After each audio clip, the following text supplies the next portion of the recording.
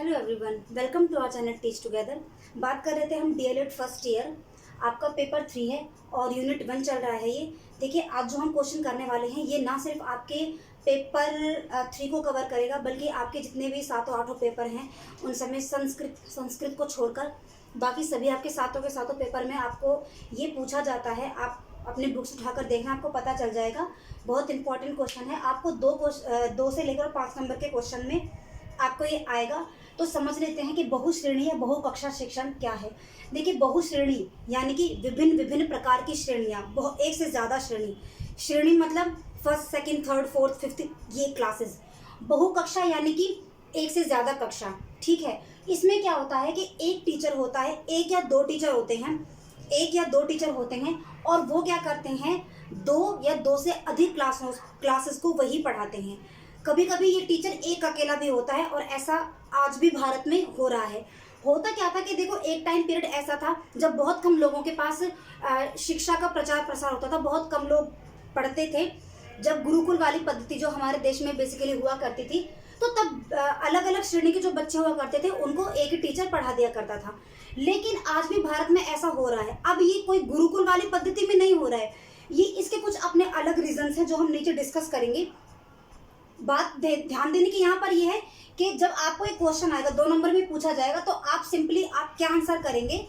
आपकी बुक में मैंने देखा था तो जो इसकी डेफिनेशन होनी चाहिए वो नहीं थी, तो मैं आपको यहाँ से बता देती हूँ, आप इसको लिख लेना। अगर आपकी बुक्स में लिखा हो, ये जो मेरे पास बुक है उसमें तो ठीक से लिखा नहीं है, तो अब मैं यहाँ से मैं आपको बता देती हूँ, आप लिख लेना। क्या लिखना है, बहुश्रेणी या बहुकक्षा शिक्षण से तात्पर्य है जब एक या दो अध्यापक एक से ज्यादा कक्षाओं को एक ही कक्षा में पढ़ाते हैं, तो इस प्रक्रिया को बहुश्रेणी या बहुकक्षा शिक्षण कहा जाता है। आई होप आपको समझ आ गया होगा। अब इसके बाद देखो, ऐसा क्यों होता है, कारण क्या है, तो आप इसी में ही क्वेश्चन को इंक्लूड कर दोगे। बहुश्रेणी या बहुकक्षा शिक्षण के कारण क्या है, मतलब ऐसा क्यों होता है। ठीक है, ये आपसे 5 नंबर में पूछा जाएगा। तो देखिए, यहाँ पर साफ साफ आपको बताया गया है। ये मैंने 4 पॉइंट इसके लिए हैं। इसमें जब आप लिखोगे तो पहले आप बहुश्रेणी या बहुकक्षा शिक्षण को परिभाषित कर देंगे। ठीक है, उसके बाद फिर आप इन चारों पॉइंट्स को लिखोगे। आपकी बुक में 5 पॉइंट है, वो 5वां पॉइंट मुझे इतना अच्छा लगा नहीं, तो इसी को ही आप देख लेना। बाकी आपको समझ में आपकी बुक में तो आप वो कर सकते हैं। ठीक है, तो देखना क्या लिखा है, स्टार्टिंग आप वहीं से ही करेंगे, बहुश्रेणी या बहुकक्षा को परिभाषित करते हुए, जो मैंने आपको पहले अभी बताया। ठीक है, तो देखो इसमें आपकी बुक में क्या लिखा है। बुक में लिखा है, प्राचीन काल में शिक्षा को केवल प्रतिष्ठित परिवारों तक ही सीमित होने के कारण एक अध्यापक के स्कूलों की संख्या बहुत कम थी। यानी कि है क्या कि प्रतिष्ठित लोग ही हुआ करते थे जो कि शिक्षा प्राप्त कर सकते थे, लेकिन धीरे धीरे इनकी संख्या में अत्यधिक वृद्धि हुई।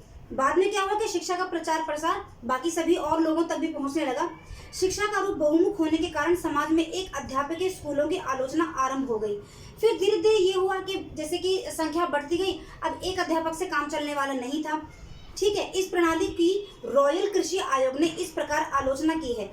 आप इस चीज को स्किप कर सकते हैं। ठीक है, ये जो रॉयल वाला है आपकी बुक में लिखा गया है, इसको आप हटा देना। ठीक है, इसके बाद आप सीधा ये लिख सकते हैं कि आज भी भारतवर्ष में लेकिन देखने को मिल रहा है कि बहुश्रेणी या बहुकक्षा शिक्षण का चलन देखने को मिलता है, जिसके निम्नलिखित कारण हैं।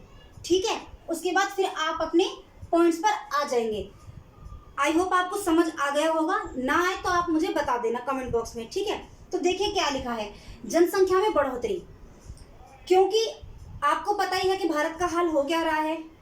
ठीक है, तो हर दिन जनसंख्या बढ़ रही है, जिसके चलते हो क्या रहा है कि जो पढ़ाने वाले उनकी तो इतनी संख्या है नहीं है जितनी पढ़ने वालों की संख्या है। तो देखना क्या लिखा है बुक में, देश में तीव्र गति से बढ़ती हुई जनसंख्या के कारण एक अध्यापक के स्कूलों में निरंतर वृद्धि होती आई है।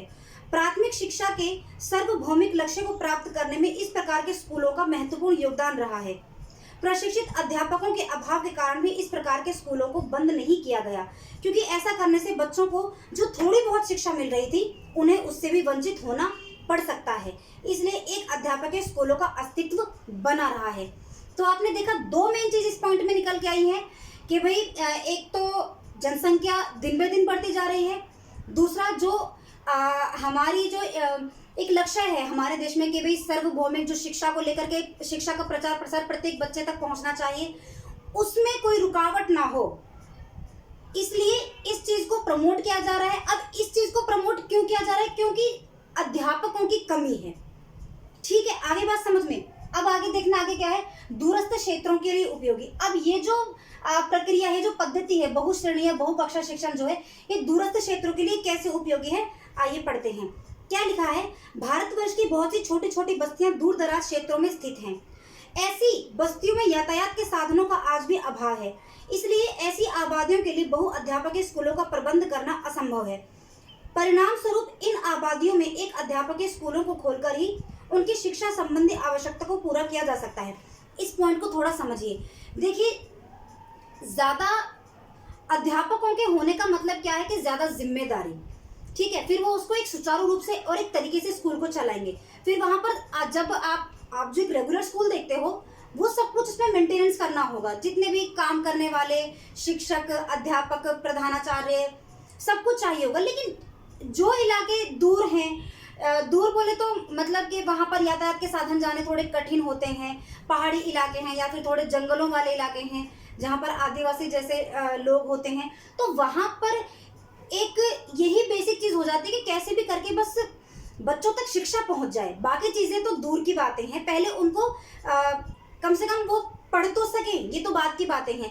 तो इस कारण क्या किया जाता है कि बहुश्रेणीय बहुकक्षा शिक्षण को ही आधार मानकर वहाँ पर बच्चों को शिक्षा देना एक मजबूरी बन जाती है। ठीक है, आगे बात समझे। मतलब फिर वो ज्यादा कुछ कर नहीं सकते, उनका उद्देश्य सिर्फ यहीं तक ही सीमित रह जाता है कि बच्चे कुछ पढ़ सीख ले। ठीक है, उसके बाद क्या है, प्रशिक्षित क्षेत्रों की कमी। ये गलत हो गया, प्रशिक्षित क्षेत्रों नहीं है, शिक्षकों की कमी है। ये क्षेत्र कैसे हो सकता है, ये शिक्षकों है।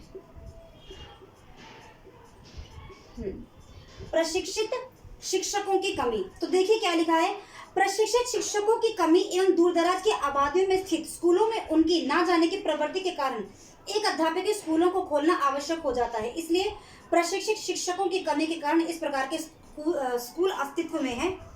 क्या कह रहा है, ये बोल रहा है कि मतलब कि उनको अच्छे टीचर्स नहीं मिल पाते हैं, जिसकी वजह से इन स्कूलों का अस्तित्व आज तक भी बना हुआ है। एक तो इसने ये बात बोली। दूसरी बात इसने ये बोली कि कुछ शिक्षक ऐसे भी होते हैं जो होते तो शिक्षक हैं कहने के तौर पे, लेकिन वो कभी अपने काम को करते नहीं है, जिसके कारण ये जो बहुश्रेणी या बहुकक्षा शिक्षण जो है ये आज भी अस्तित्व में बना हुआ है। ठीक है, आगे बात समझ में। उसके बाद धन का अभाव। धन के अभाव में देखो क्या बोलता है, धन की कमी के कारण दूर दराज की बस्तियों में प्राथमिक स्तर पर बहुअध्यापकीय स्कूलों को खोला जाना संभव नहीं है, लेकिन इस स्तर पर एक अध्यापकीय स्कूलों की व्यवस्था की जा सकती है, जिन पर बहुअध्यापकीय स्कूलों की तुलना में बहुत कम खर्च होता है। बात इससे ही आपके जुड़ रही है, ये वाली जो बात है इससे कहीं ना कहीं रिलेटेड है। ये यही बात है कि जब दूर जगह ऐसी मतलब जो स्थान है जहाँ पर लोग जो बसे हुए हैं, वो अगर ऐसी जगह पर हैं कि वहाँ पर यातायात के साधनों का जाना थोड़ा मुश्किल हो जाएगा, पहाड़ी इलाका है, बर्फीला ज़्यादा इलाका है, तो वहाँ पर वो सब कुछ तो अच्छे से मेंटेनेंस नहीं कर पाएंगे, तो वो धन भी नहीं लगा पाएंगे उस हिसाब से। क्योंकि धन लगाने का मतलब क्या है, सारी व्यवस्थाओं को पूरा करने का मतलब क्या है कि वहाँ पर लोगों को ज़्यादा से ज़्यादा आवाजाही हो। भाई अगर स्कूल का मेंटेनेंस होगा तो मेंटेनेंस करने के लिए कौन आएंगे, लोग तो आएंगे ना। तो वहाँ पर जब लोग आ ही नहीं पाएंगे तो कैसे होगा। और कहीं ना कहीं ये भी बात बनती है कि पैसा कम होता है। ठीक है, जब पैसा लगेगा, भाई टीचर आएंगे और बाकी लोग आएंगे, स्कूल में काम करने के जो कर्मचारी होंगे वो आएंगे, तो उनको पैसा देना पड़ेगा। तो पैसा होता नहीं है, जिसके चलते क्या करते हैं ये लोग कि एक या दो शिक्षकों को रख लेते हैं और वही उन्हीं में सारा का सारा वही अध्यापक, वही प्रधानाचार्य, सब कुछ वही हो जाते हैं। आगे बात समझ में। तो धन के अभाव के चलते जो दूरस्थ इलाके होते हैं वहाँ पर अध्यापकों को, एक या दो अध्यापकों को रखा जाता है, जिससे कि बच्चों को शिक्षा का प्रचार प्रसार उनमें किया जा सके। आगे बात समझ में। अब इसके अलावा इसके बाद देखो ये क्वेश्चन और है, बहुश्रेणी या एक अध्यापकीय स्कूलों की समस्या क्या है। देखो जाहिर सी बात है, अगर 50 बच्चे भी हैं तो उनके लिए भी, अगर 2 शिक्षक हैं ना तो उनके लिए भी ये मुश्किल होगा, क्योंकि स्कूल में सिर्फ पढ़ाने का काम नहीं होता है। अगर आप लोगों ने ये एसआईपी वगैरह अटेंड किया होगा तो आपने देखा होगा कि उनको कितना मुश्किल होता है। सिर्फ वो पढ़ाने का काम नहीं करते हैं, और भी उनको बहुत सारे काम करने होते हैं। तो देखना कि उनको क्या क्या समस्याओं का सामना करना पड़ेगा। तो हम ये देख लेते हैं क्या क्या है। देखिए, सबसे पहली बात तो ये कि शिक्षकों की नियुक्ति तथा स्थानांतरण की समस्या, कि शिक्षकों की नियुक्ति ही नहीं हो पाती। भाई हेडेक है अपने आप में ये, तो कोई क्यों इस हेडेक को लेगा। और फिर उसके बाद अगर किसी की नियुक्ति हो भी जाती है तो 2 साल में 3 साल में किसी का भी कोई भी दम तोड़ देगा। क्योंकि देखो, ये अपने आप में आप सोच के देखो, ये अपने आप में एक बहुत बड़ी समस्या है। तो पहली बात तो टीचर मिलेगा नहीं, उसकी नियुक्ति नहीं हो पाएगी। और अगर हो भी जाती, क्योंकि कोई आना नहीं चाहता, नियुक्ति का मतलब ये नहीं कि मिलेगा नहीं, आना नहीं चाहता। और अगर कोई आ गया तो ये समझ लो कि वो फंस जाएगा, फिर उसका स्थानांतरण नहीं होगा। तो ये एक समस्या है। बुक में क्या लिखा है?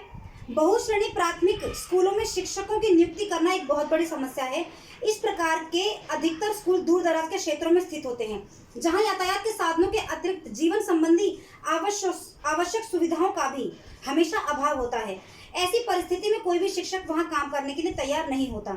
ऐसे स्कूलों के लिए यदि कोई शिक्षक अपनी इच्छा से तैयार होता है या किसी विवशता में ऐसे स्कूल में जाना पड़ता है तो उनका कई वर्षों तक वहां से स्थानांतरण होता ही नहीं है। ठीक है, अगली बात समझ में। उसके बाद क्या है? शिक्षकों की अवकाश संबंधी समस्या। पढ़ते ही समझ आ रहा है कि अगर 1 या 2 टीचर 60-70 बच्चों को संभालेंगे तो वो किसके भरोसे, अगर वो छुट्टी लेना भी चाहें तो किसके भरोसे लेंगे? उनकी अनुपस्थिति में कोई तो होना चाहिए ना स्कूल के बाहर को संभालने के लिए, लेकिन ऐसा हो नहीं पाता। तो देखो क्या लिखा है। एक अध्यापक के स्कूल में शिक्षक को अवकाश पर जाने पर या तो स्कूल की छुट्टी ही करनी पड़ती है या फिर उस अध्यापक के स्थान पर एक अन्य अध्यापक को प्रतिनियुक्ति पर भेजा जाता है। कई बार प्रतिनियुक्ति वाला अध्यापक पहुंचता नहीं है, और यदि वह पहुंच भी जाए तो अपना काम सही से कर नहीं पाता, क्योंकि उसे पता है कि वह स्कूल में प्रतिनियुक्ति पर है, ना कि नियमित तौर पर। कुल मिला के बच्चों की, मतलब ये मैं अपने खुद से बोल रही हूँ, बच्चों का ना कबाड़ा हो जाता है, पढ़ नहीं पाते। क्या पढ़ेंगे वो?